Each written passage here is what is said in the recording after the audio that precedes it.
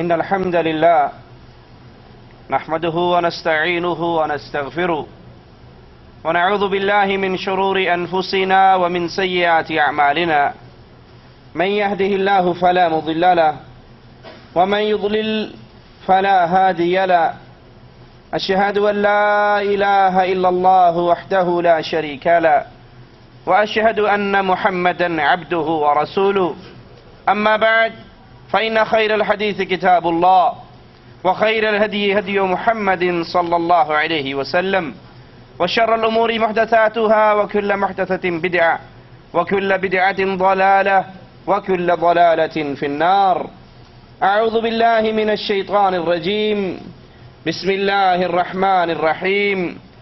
لقد رضي الله عن المؤمنين إذ يبايعونك تحت الشجرة فعلم ما في قلوبهم فأنزل السكينة عليهم وأثابهم فتحا قريبا.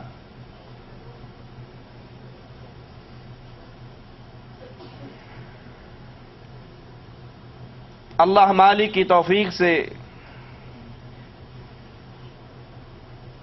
آج اس ذات کا تذکرہ سنیں گے جن کو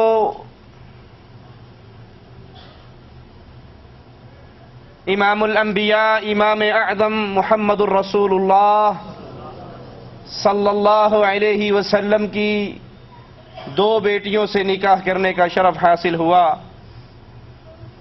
ان کا نام عثمان، کنیت ابو عبداللہ، لقب ذی النورین، دو نوروں والے. رسول کریم صلی اللہ علیہ وسلم کے ان 10 خوش نصیب ساتھیوں میں آپ کا شمار جن کو اللہ کے حبیب علیہ الصلاۃ والسلام نے اس دنیا میں رہتے ہوئے جنت کی خوشخبری عطا کی. آپ چلتے اس دنیا پر تھے، رہتے اس دنیا پر تھے، اور اللہ کے نبی علیہ الصلاۃ والسلام نے اللہ کی جنت کی خوشخبری آپ کو عطا کر دی تھی. مسلمانوں کے تیسرے خلیفہ راشد، اور یہ ابو بکر صدیق رضی اللہ عنہ وارضاہ کے قریبی دوستوں میں حضرت عثمان رضی اللہ عنہ وارضاہ کی خالہ پہلے ہی مسلمان ہو چکی تھی. ایک دن اپنی خالہ کے گھر جاتے ہیں. خالہ ان کو دین اسلام کی دعوت دیتی ہیں اور کہتی ہیں بھانجے وہ دین جو محمد صلی اللہ علیہ وسلم لے کر آئے ہیں وہ دین حق ہے، نجات اور بہتری اسی میں ہے کہ تو بھی اس دین کو قبول کر لے. حضرت عثمان خالہ کی باتوں سے متاثر ہوتے ہیں. پھر حضرت ابو بکر صدیق رضی اللہ عنہ وارضاہ سے ملاقات ہوتی ہے اور اس ملاقات پہ اپنی خالہ کی باتوں کو دہراتے ہیں. تو ابو بکر صدیق رضی اللہ عنہ وارضاہ فرماتے ہیں اللہ کی قسم عثمان تیری خالہ نے جو کہا ہے حق کہا ہے. حضرت عثمان رضی اللہ عنہ وارضاہ ان کا دل اسلام کے لیے کھل جاتا ہے. رسول کریم صلی اللہ علیہ وسلم کے پاس تشریف لاتے ہیں، لا الہ الا اللہ کے اقرار کرتے ہوئے اپنا ہاتھ جناب محمد کریم صلی اللہ علیہ وسلم کے ہاتھوں میں دے دیتے ہیں. آپ کے چچا کو پتہ لگتا ہے کہ عثمان رضی اللہ عنہ وارضاہ اہل ایمان کی صف میں شامل ہو گئے، محمد کریم صلی اللہ علیہ وسلم کے ساتھیوں میں شامل ہو گئے. وہ آپ کو رسیوں میں جکڑتے ہیں، شدید عذاب اور مصیبتوں میں مبتلا کرتے ہیں، ان کے ظلم کا سلسلہ جاری رہتا ہے.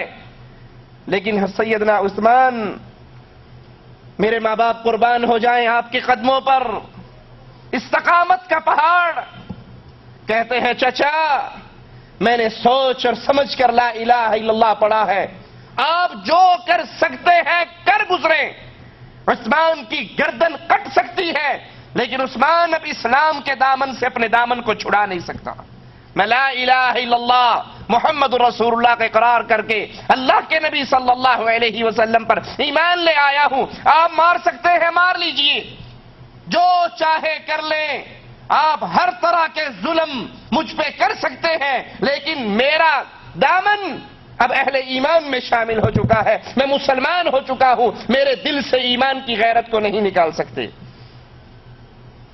جب ظلم حد سے بڑھ گیا اور صحابہ کرام ابتدا میں جتنے لوگ بھی مسلمانوں کی جماعت میں شامل ہوئے، کفار نے ان پہ ظلم کی چکیاں چلائیں، بے بہا ظلم کیا۔ جب یہ کفار کا ظلم حد سے بڑھتا ہے تو امام الانبیاء امام اعظم محمد الرسول اللہ صلی اللہ علیہ وسلم مسلمانوں کو اجازت دیتے ہیں کہ تم حبشہ کی طرف ہجرت کر جاؤ۔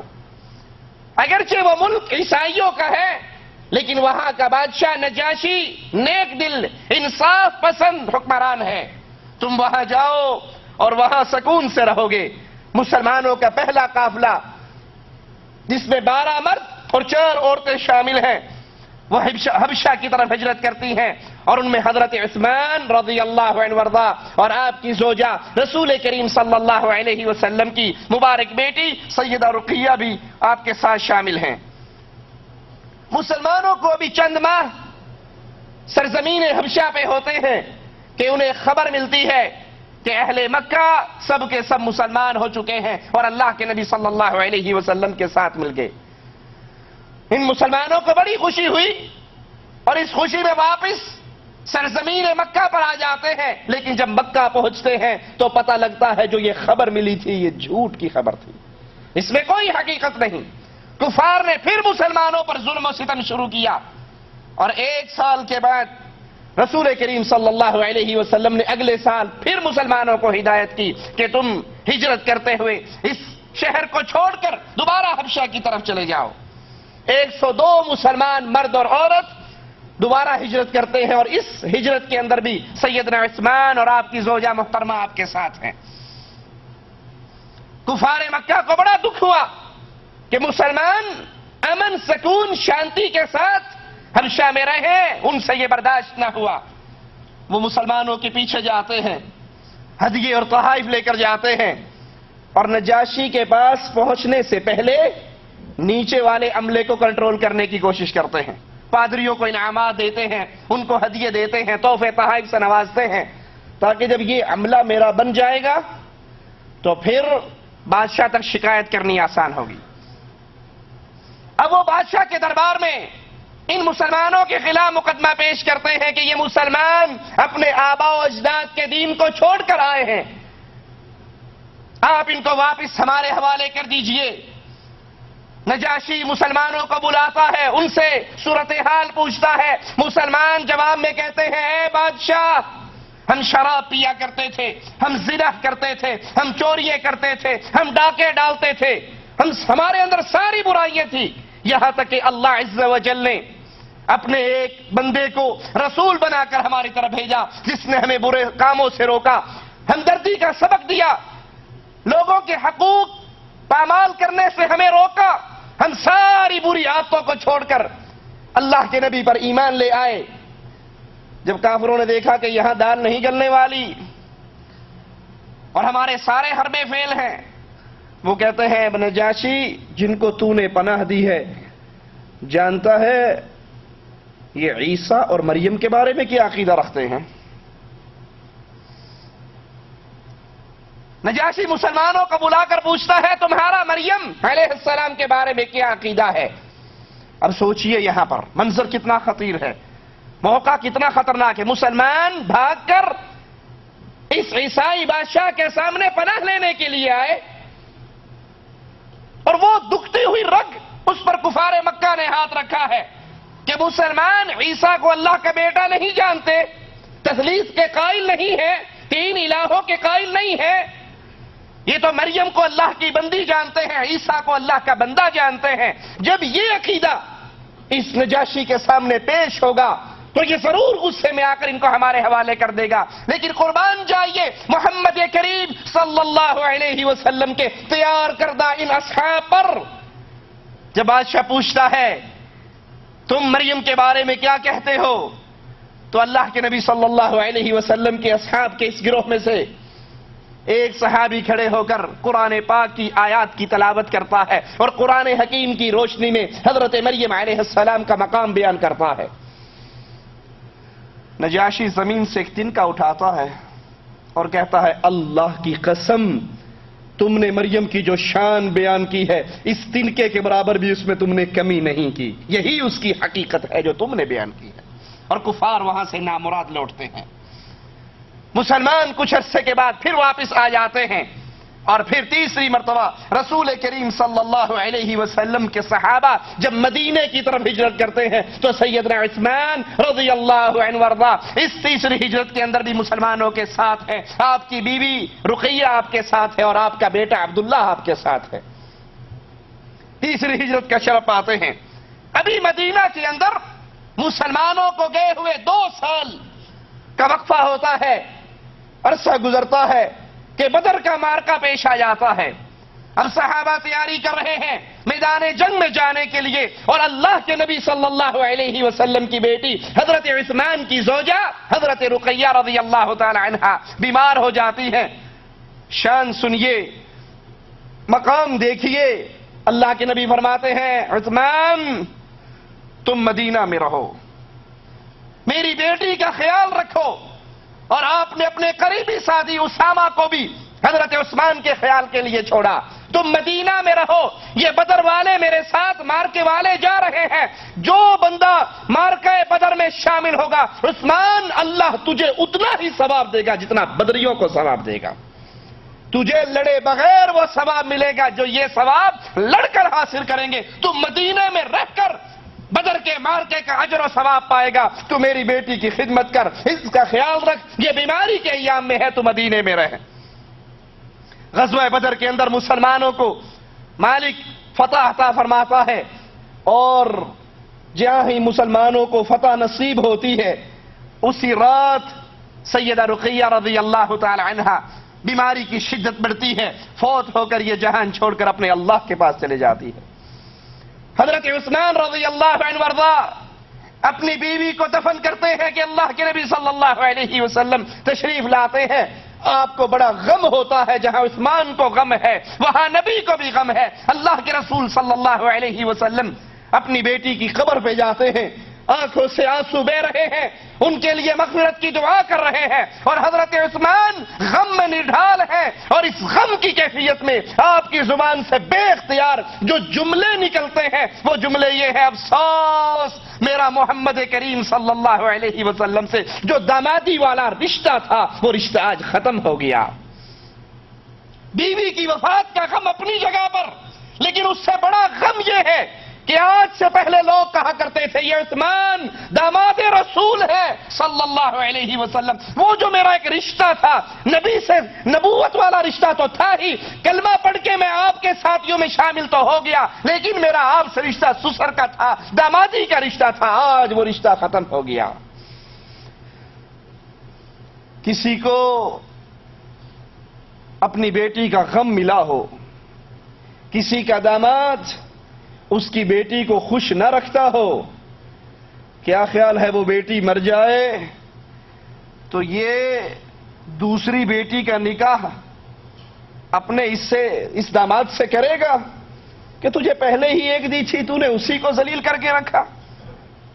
لیکن جو کوئی انسان کسی سے اتنا خوش ہو اپنی بیٹی کا رشتہ دے کر، وہ سمجھتا ہو کہ اس نے حق ادا کیا ہے محبتوں کا، تبھی انسان اپنی دوسری بیٹی اس کو دیتا ہے۔ اللہ کے نبی صلی اللہ علیہ وسلم کے ساتھی حضرت عثمان بار بار یہ جملہ کہتے ہیں کہ آقا علیہ السلام سے، امام الانبیاء سے جو وہ رشتہ داری تھی وہ شرف آج ختم ہو گیا۔ اللہ کے نبی علیہ الصلوۃ والسلام حضرت عثمان سے اپنی دوسری بیٹی کا نکاح کر دیتے ہیں۔ سیدنا عثمان کو گالیاں دینے والوں، سیدنا عثمان پر طعن کرنے والوں، سیدنا عثمان کی توہین کرنے والوں، سیدنا عثمان کے ایمان کا انکار کرنے والوں، سیدنا عثمان کے بارے میں نفاق کی تہمت لگانے والوں، بتاؤ اگر عثمان سچے مومن نہ ہوتے، اگر عثمان سے رسول صلی اللہ علیہ وسلم خوش نہ ہوتے، اپنی دوسری بیٹی کا نکاح اس سے کیوں کرتے؟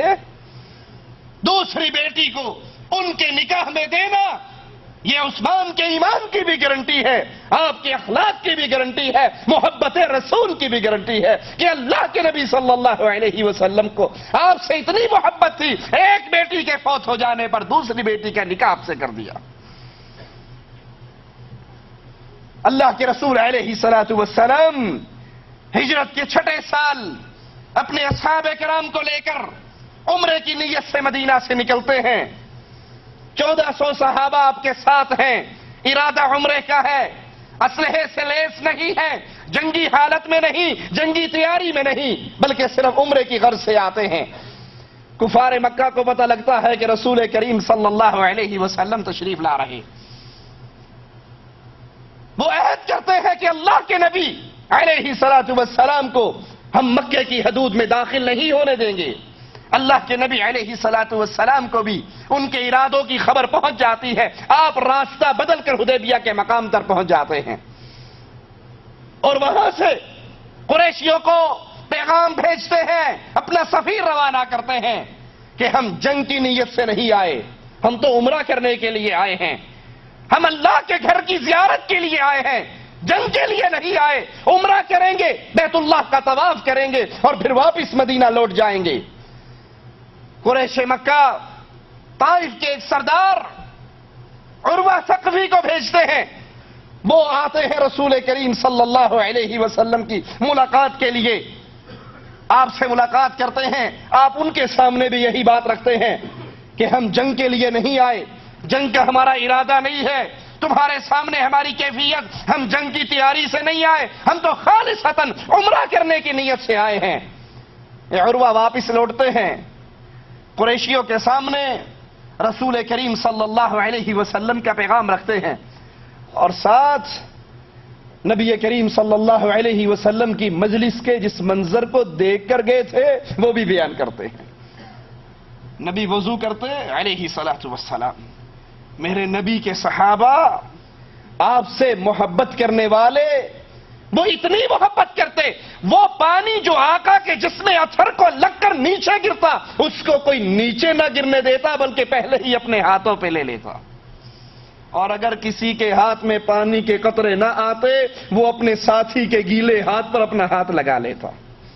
یہ عروہ کہنے لگے، اے قریش مکہ، اے سرداروں، میں نے بڑے بڑے بادشاہوں کے درباروں کو دیکھا ہے، کیسر و کسریٰ کے درباروں میں گیا ہوں، لیکن اللہ کی قسم جو عزت، جو محبت، جو قربانی، جو ایثار میں نے محمد کے صحابہ کو محمد سے کرتے ہوئے دیکھا ہے، میں نے دنیا کے کسی بادشاہ کے دربار میں نہیں دیکھا۔ تم جنگ سے باز آ جاؤ اور محمد کریم صلی اللہ علیہ وسلم سے صلح کر لو۔ قریش نہ مانے، آقا علیہ الصلوۃ والسلام نے ایک اور سفیر کو بھیجا، قریش نے ان کے ساتھ برا سلوک کیا اور واپس لوٹایا۔ پھر رسول کریم صلی اللہ علیہ وسلم کی نگاہ انتخاب محمد کریم صلی اللہ علیہ وسلم کی نظر اپنے پیارے ساتھی عثمان رضی اللہ عنہ وارضاہ پر پڑی۔ سیدنا عثمان کا بڑا مقام تھا اہل مکہ کے ہاں۔ حضرت عثمان جاتے ہیں، اہل مکہ سے کہتے ہیں، مکہ والو، میں اور میرا حبیب، میرے امام اور میرے قائد اور میرے نبی، ہماری جماعت اپنے نبی کے ساتھ صرف عمرے کی نیت سے آئی ہے، جنگ کرنے کی غرض سے نہیں آئی، ہمیں عمرہ کرنے دو اور ہم لوٹ جائیں گے۔ کفار مکہ نے کہا، اے عثمان، ہم تجھے اجازت دیتے ہیں، بیت اللہ خالی ہے، جاؤ طواف کرو، حجر اسود کو چومو، عمرہ ادا کرو، تمہیں کوئی نہیں روکے گا، تم جاؤ، تمہیں اجازت ہے، جاؤ عمرہ کر لو۔ اے عثمان، تیری عظمتوں پہ قربان، تیری محبت رسول پہ قربان۔ ہم بھی محبت رسول کے دعوے دار ہیں۔ چہرے پہ داڑھی آ جائے اور بیگم ناراض ہو جائے تو نبی کی سنت کو شیو کر کے بیوی کو راضی کر لیتے ہیں۔ نبی کی بات ماں کی بات سے ٹکرا جائے، ماں کی بات کو سینے سے لگا دیتے ہیں، حدیث رسول کو پشت کے پیچھے پھینک دیتے ہیں۔ اجی مولوی صاحب بات تو ٹھیک ہے لیکن آج تو شادی ہے نا میری، آج تو امی کی بات چلے گی، امی نے کہا ہے ڈھول بجیں گے تو بجیں گے، آج شادی ہے، آج حدیث کی بات نہ کرو، قرآن کی بات نہ کرو۔ بیت اللہ خالی ہے، سامنے موجود ہے، عثمان مکہ میں ہے، اور اجازت مل رہی ہے جاؤ بیت اللہ کا طواف کر لو, جاؤ عمرہ ادا کر لو. کہتے اللہ کی قسم میں اپنے نبی کے بغیر اللہ کے گھر کا عمرہ نہیں کروں گا, بیت اللہ کا طواف نہیں کروں گا, حجر اسود کو نہیں چوموں گا, سعی نہیں کروں گا اگر تم میرے آقا کو اجازت نہیں دیتے. یہ کیسے ہو سکتا ہے؟ میں اور میرے نبی مدینے سے اکٹھے چلے عمرے کی نیت پہ, نبی اس سعادت سے محروم رہے اور عثمان عمرہ کر کے جائے. عثمان بھی عمرہ تب کرے گا جب محمد رسول اللہ کریں گے صلی اللہ علیہ وسلم. سیدنا عثمان کے نام پر اپنے بیٹوں کے نام رکھنے والوں, سیدنا عثمان کے ایمان جیسا ایمان بھی تو بناؤ کہ نبی کی بات پھر کائنات میں کسی کی بات اس نبی کی بات سے ٹکرا جائے, دنیا کے ہر بندے کی بات کو ٹھوکر مار دو, محمد کی بات کو سینے سے لگا لو.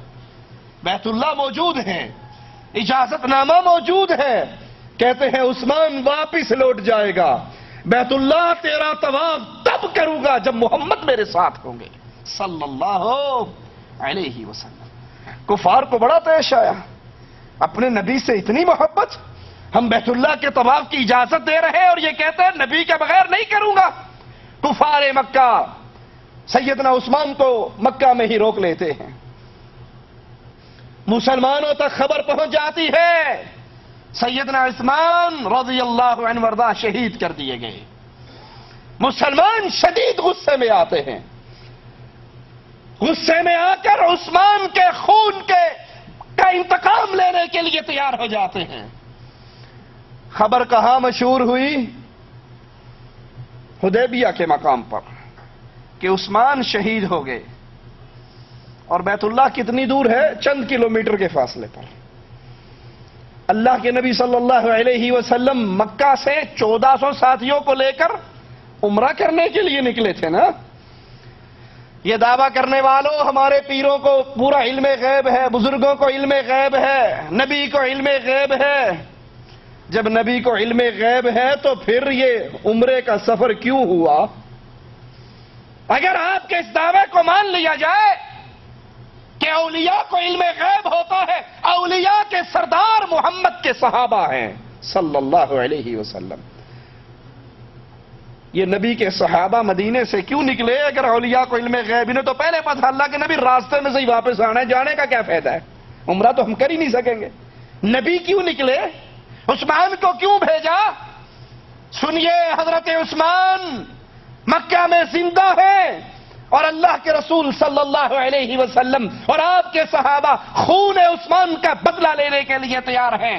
ایک درخت کے نیچے بیٹھتے ہیں, لوگوں سے عثمان کے خون کا انتقام لینے کے لیے بیعت لیتے ہیں, اور اللہ کے نبی کا انداز دیکھیے, اپنے ایک ہاتھ پر اپنا دوسرا ہاتھ رکھ کر اپنے دوسرے ہاتھ کو عثمان کا ہاتھ قرار دیتے ہیں. یہ میرا ہاتھ ہے, یہ عثمان کا ہاتھ ہے, یہ ابو بکر کا ہاتھ ہے, یہ عمر کا ہاتھ ہے, یہ علی کا ہاتھ ہے. 1400 صحابہ آقا علیہ السلام کے ہاتھ پر جنگ کی تیاری, حالانکہ جنگ کرنے کے لیے نہیں آئے, گھوڑے پاس نہیں, اسلحہ پاس نہیں, جنگ کی تیاری نہیں, ساز و سامان نہیں, اور مقابلے پر جن سے جنگ کرنی ہے وہ اپنے گھر میں موجود ہے. دشمن اپنے گھر میں ہے, دشمن اسلحے سے لیس ہے, دشمن کے پاس بہت بڑی نفری ہے, اور نبی 1400 ساتھیوں کو لے کر بے سر و سامانی میں. لیکن محبت عثمان کا اندازہ کیجئے, آقا کو اپنے اس سفیر سے, اپنے اس داماد سے, اپنے اس صحابی سے کتنی محبت تھی. اس بے سر و سامانی میں کہتے ہیں یہ محمد کا ہاتھ ہے, یہ عثمان کا ہاتھ ہے. ہم اس وقت تک لڑیں گے جب تک عثمان کا بدلہ نہ لے لیں, اور واپس نہیں لوٹیں گے بھلے ہم لڑتے لڑتے سارے مارے جائیں. درخت کے نیچے آقا علیہ السلام 1400 صحابہ سے بیعت لے رہے کہ آسمان والا قرآن نازل فرما دیتا ہے. اللہ کے رسول علیہ السلام پر قرآن حکیم کی یہ آیات نازل ہو جاتی ہیں, لقد رضی اللہ, یہ کہنے والوں کہ یہ 4 ہی مومن تھے, باقی کوئی بھی مومن نہیں تھا ان میں سے. یہ 1400 ہیں, اور 1400 بے سر و سامانی کے اندر جنگ کی تیاری کر چکے ہیں، مرنے کی بیعت ہو چکی ہے، کیونکہ کافر ہے تو کرتا ہے شمشیر پہ بھروسہ، مومن ہے تو بے تیغ بھی لڑتا ہے سپاہی۔ ان کی محبتیں، ان کا پیار، ان کی عظمتیں، جنگ کی تیاریاں، اور یہ سارا کچھ دے کر اللہ بھی ان سے راضی ہونے کا سرٹیفکیٹ نازل کر رہا ہے۔ لقد رضی اللہ عن المؤمنین، اللہ ان مومنوں سے راضی ہوا۔ ان میں ابو بکر ہے، ان میں عمر ہے، ان میں صحابہ کرام ہیں۔ اللہ کے نبی علیہ الصلوۃ والسلام کے ساتھی 1400 صحابہ، اور اللہ 1400 کو سب کو مومن کہہ رہا ہے اور سب کے بارے میں کہہ رہا ہے لقد رضی اللہ، اللہ ان سے راضی ہوا۔ اور یہ ہے کون؟ عن المؤمنین، یہ اہل ایمان ہے۔ تمہارے اس دعوے کی کیا حقیقت ہے کہ صرف 3 یا 4 یا 7 مومن تھے، باقی سارے نعوذ باللہ منافقین کا ٹولہ تھا؟ لقد رضی اللہ عن المؤمنین اذ یبایعونک تحت الشجرہ، جب تیرے ہاتھ پر اے نبی یہ درخت کے نیچے بیٹھے بیعت کر رہے تھے، اللہ تجھ سے بھی راضی اور ان سب سے راضی۔ اگر اللہ کے نبی کو علم غیب تھا تو قرآن کی اس آیت کے بارے میں کیا کہو گے؟ نبی کی اس بیعت لینے کو کیا کہو گے؟ اللہ کے لیے سوچنا، اللہ کے لیے اس عقل کو استعمال کرنا،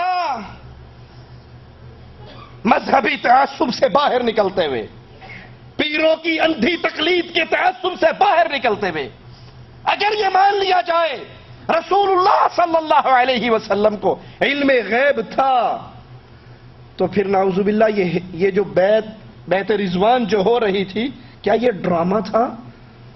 یہ کوئی فلم کا سین کیا تھا؟ یہ نبی کو حقیقت معلوم تھی، پھر بیعت کس بات کی؟ آسمان سے وحی کس بات کی؟ ادھر بیعت ہو رہی ہے، مسلمان بھرپور جنگ کی تیاری کر رہے ہیں، ادھر سیدنا عثمان رضی اللہ عنہ وارضا صحیح سلامت رسول اللہ صلی اللہ علیہ وسلم کے پاس پہنچ جاتے۔ لیکن کفار کو مسلمانوں کے جذبہ جہاد کی خبر ملتی ہے کہ یہ تو بے سر و سامانی کے اندر بھی لڑنے مرنے کے لیے تیار ہو گئے، تو مجبوراً کفار مسلمانوں کے ساتھ چند شرائط پر صلح کے لیے تیار ہو جاتے ہیں۔ سیدنا عثمان رضی اللہ عنہ وارضا خیبر کی جنگ کے اندر بھی امام الانبیاء امام اعظم محمد رسول اللہ صلی اللہ علیہ وسلم کے ساتھ رہے، فتح مکہ کے موقع پر بھی نبی کے ساتھ رہے، اور تبوک کی جنگ کے اندر بھی سیدنا عثمان رضی اللہ عنہ وارضا رسول کریم کے ساتھ رہے۔ غزوہ تبوک سے واپسی پر میرے نبی کی دوسری بیٹی حضرت عثمان کی دوسری بیوی ام کلثوم چند دن بیمار رہ کر اللہ کو پیاری ہو جاتی ہیں۔ ابو بکر صدیق رضی اللہ عنہ وارضا اور سیدنا عمر دونوں اپنی خلافت کے اندر اپنے اہم معاملات کے اندر مشورے سیدنا عثمان رضی اللہ عنہ وارضا سے کرواتے۔ سیدنا ابو بکر اپنے فرامین سیدنا عثمان سے لکھوایا کرتے تھے۔ 12 ہجری میں سیدنا ابو بکر نے حج کے لیے جاتے وقت مدینے میں اپنا قائم مقام سیدنا عثمان رضی اللہ عنہ وارضا کو بنایا۔ سیدنا عمر نے سیدنا عثمان رضی اللہ عنہ وارضا کو مجلس شورا کا رکن مقرر کیا، اور شرعی فتوے جاری کرنے کی جن کو اجازت تھی ان میں حضرت عثمان رضی اللہ عنہ وارضا شامل تھے۔ اور یہ عثمان وہ عظیم ذات جس کو غنی کا لقب بھی ملا، مسلمانوں کی مدد میں بڑھ چڑھ کر حصہ لینے والے، مسلمانوں کی مدد میں اپنے مال کو پانی کی طرح خرچ کرنے والے۔ مسلمان جب مدینے میں پہنچے تو میٹھے پانی کا کنواں صرف ایک ہی تھا، اور اس کا مالک بھی یہودی تھا جو پیسوں سے پانی کو بیچا کرتا تھا۔ امام الانبیاء امام اعظم محمد الرسول اللہ صلی اللہ علیہ وسلم فرماتے ہیں، کون ہے یہ پانی کا کنواں مسلمانوں کو خرید کر دے دے، میں اس کو اللہ کی جنت دیتا ہوں، میں اس کی جنت کی گارنٹی دیتا ہوں جو یہ پانی کا کنواں مسلمانوں کے لیے وقف کر دے۔ سیدنا عثمان آہستہ سے اٹھتے ہیں، اس یہودی کے پاس جاتے ہیں، کہتے ہیں یہ کنواں مجھے بیچ دے۔ وہ کہنے لگا تیرا دماغ خراب ہے، میری ساری تجارت اسی پر ہے، پانی بیچ کے تو میں پرافٹ کماتا ہوں۔ اور اس سے اچھی تجارت اور کیا ہوگی؟ یہ بیچ دوں گا تو میرا کیا بنے گا؟ کہا تجھے اچھا سا اچھا ریٹ دوں گا. کہا نہیں میں نہیں بیچنے کے لیے تیار. پھر جواب میں کہتے ہیں اچھا منہ مانگی قیمت لے لے، کیونکہ سودا اللہ کی جنت کا تھا. سودا اللہ کی جنت کا ہو اور عثمان اس کو خریدنے سے پیچھے رہ جائے، دنیا کی آنکھ نے یہ منظر کبھی نہ دیکھا. کہا منہ مانگی قیمت لے لے. جب اتنی بڑی بات سنی پھر بھی تیار نہ ہوا.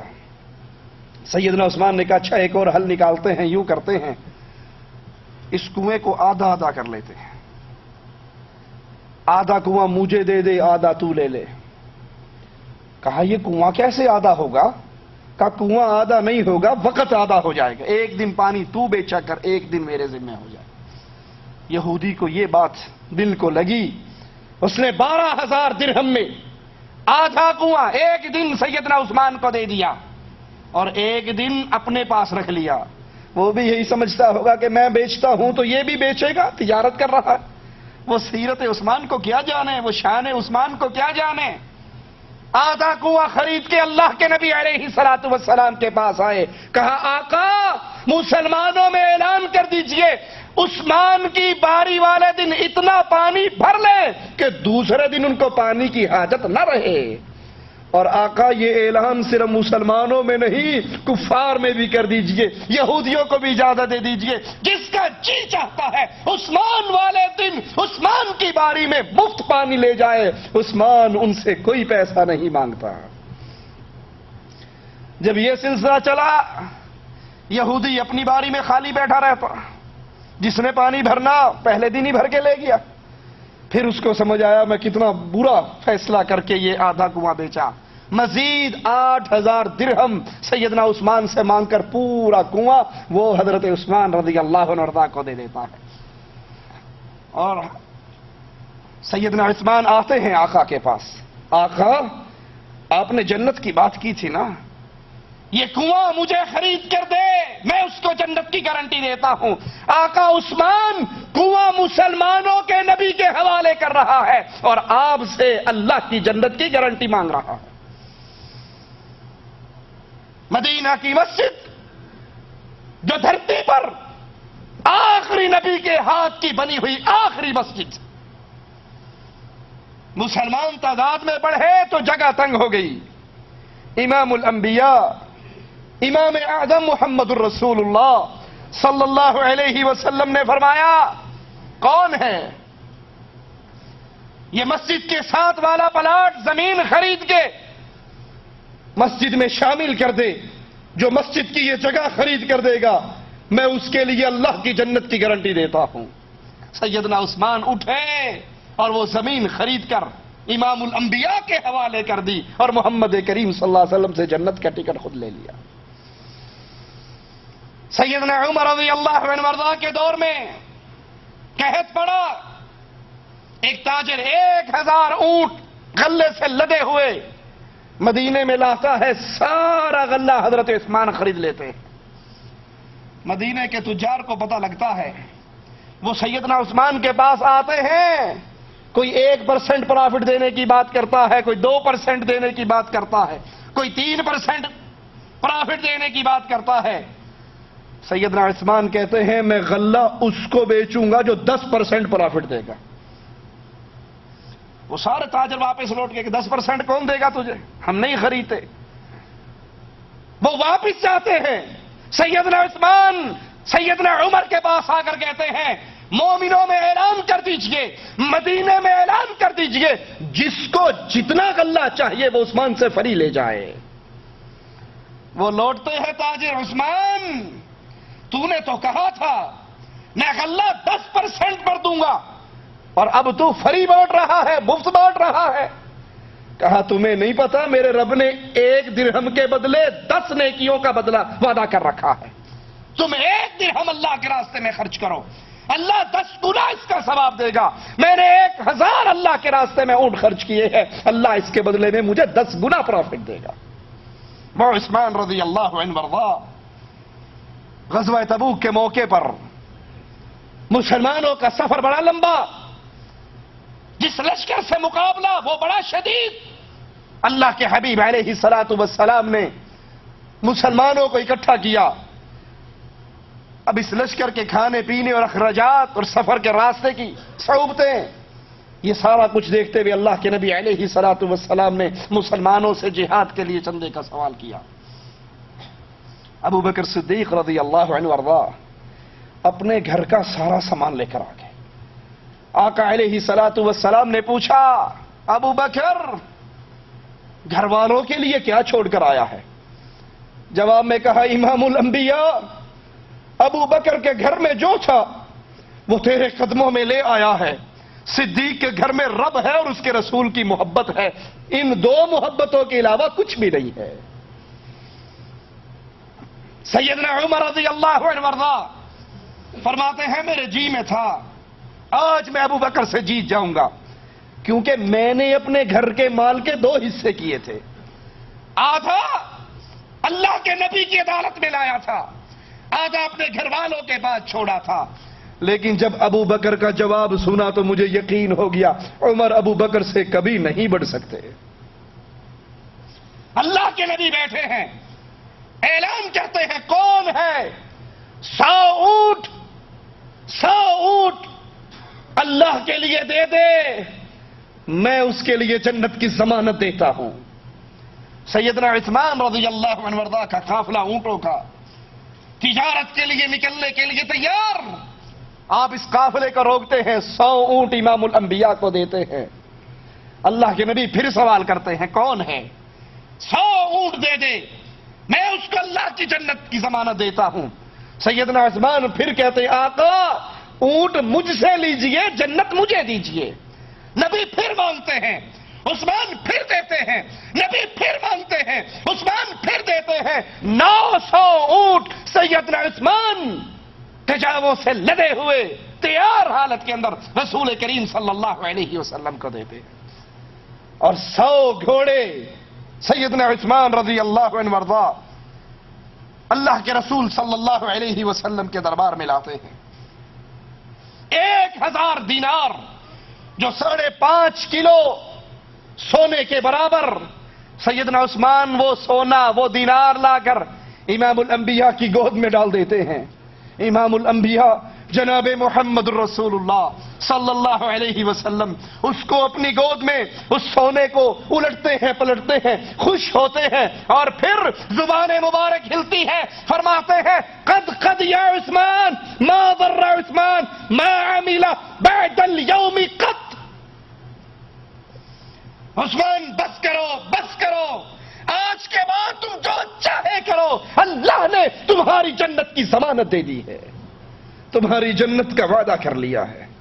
وہ عثمان رضی اللہ عنہ وارضا فرماتے ہیں، جو چاہے کرے، ما عمل بعد اليوم قط، آج کے بعد عثمان جو چاہے کرے، اس سے اللہ کی جنت کے وعدے ہو چکے ہیں۔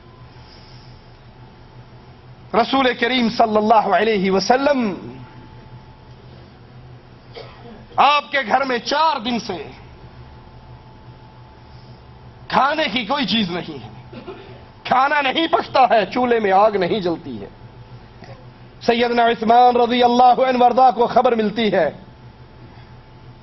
تو اپنے پاس سے راشن لے کر، کچھ اشرفیے لے کر، کچھ دینار لے کر، ایک بکرا لے کر، کچھ آٹا اور کھجورے لے کر، 300 درہم لے کر اللہ کے رسول صلی اللہ علیہ وسلم کے گھر پہنچتے ہیں۔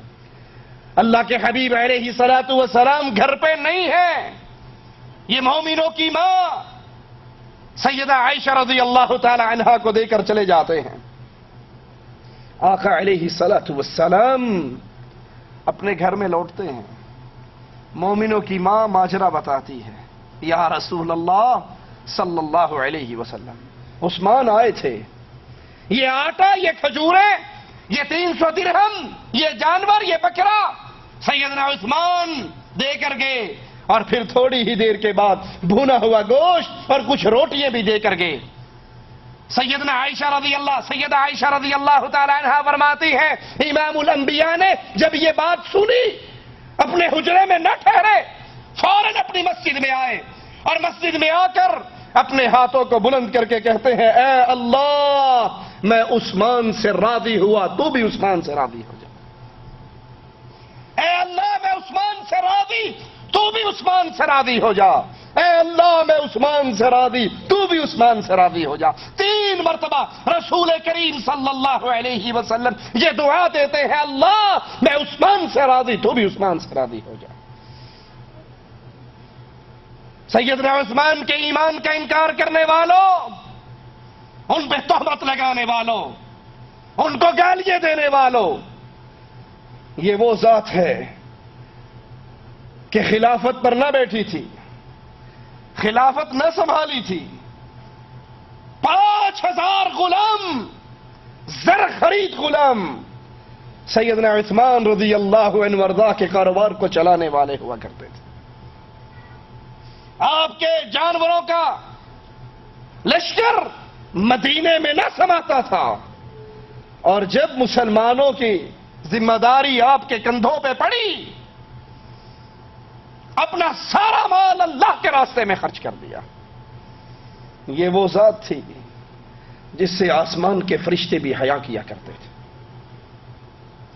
رسول کریم صلی اللہ علیہ وسلم ایک باغ میں آ کر بیٹھتے ہیں، اپنی پنڈلیوں سے کپڑا اٹھا لیتے ہیں، کنویں کے اندر ٹانگیں لٹکا دیتے ہیں، اور اپنے ایک صحابی کو کہتے ہیں گیٹ پہ ٹھہرو، اگر کوئی آئے میری اجازت کے بغیر اس کو اندر نہ آنے دینا۔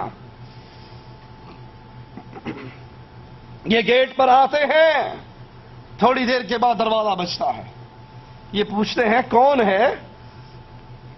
جواب ملتا ہے ابو بکر ہے۔ کہتے ہیں ٹھہرو میں اپنے رسول سے اجازت لے کر آتا ہوں۔ آ کر کہتے ہیں یا رسول اللہ صلی اللہ علیہ وسلم، میرے نبی کا نام آئے تو پیار سے کہا کریں صلی اللہ علیہ وسلم۔ بد نصیب ہے وہ انسان جس کے سامنے نبی کا ذکر ہو اور اس کی زبان سے صلی اللہ علیہ وسلم نہ نکلے، نبی کا نام سن کر بھی وہ درود نہ پڑھے، یہ بد نصیب انسان ہے۔ اور خوش نصیب ہے وہ جس کو اپنے نبی کا نام سن کے اس کی زبان بے اختیار بول اٹھے صلی اللہ علیہ وسلم۔ یہ سودا گھاٹے کا نہیں ہے، نقصان کا نہیں ہے۔